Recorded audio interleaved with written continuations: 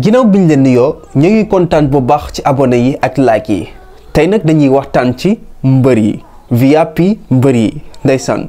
Sénégal da ngay reeba tas gis nga waa ji li mu bëgg mooy use ñi nga xam ne ñooy mbër yi ngir làqe ko cool yi ndax mbër yi bu ñu génnee di def conférence de presse faaw nit ñi wax ci faaw mu def bëss mais nag dafa juum parce que ñim jël liñ laan yëngu bayra bi mu amoon amatu ko ngeen baal ma foofu nit ñi dañ laan yàqee temps ci ñoom wàññi nañ ko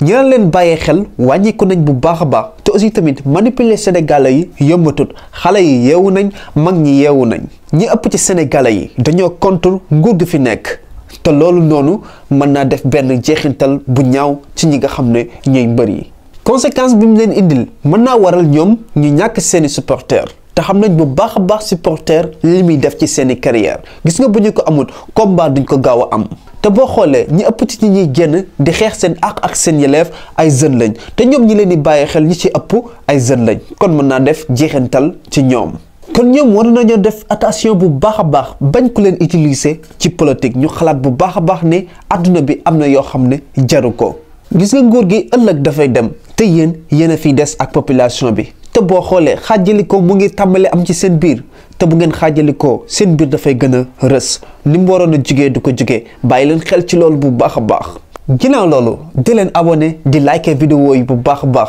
mais nag gis nga buñ fa woowee tiktokeur yi wala waykat yi bu mu leen betti wasalaam. ñun dañoo am baat bu ñu seetaan jeunesse bi bu ñu seetaan askan bi man duma seetaan askan bi ba àdduna di tukki parce que jeunesse bi moo ñoo ma def li ma doon.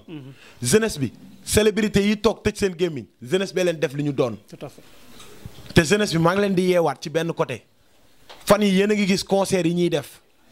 di wax ay lu nekk concert yooyu xam nga c'est pour lan c'est pour vous divertir. ngeen génnee seen xel ci stress yi génnee seen xel ci yeneen yi yëpp pour ñu mën a def liñ bëgg def. ok c'est pas du tout normal. ay concert ay nii lépp pour président Macky Sall mën a jàllale 3e mandat am. waaye sénégalais yi dama leen di yee bu kenn dugg ci yooyu gis nga concert yi boycotté leen yenn affaire yu bëri yi am programme yoo xam mbëri yeeg lépp tegee leen nële ba lijjanti Sénégal ba mu ne koc ñu kororoj ngeen doog a lijjanti yooyu.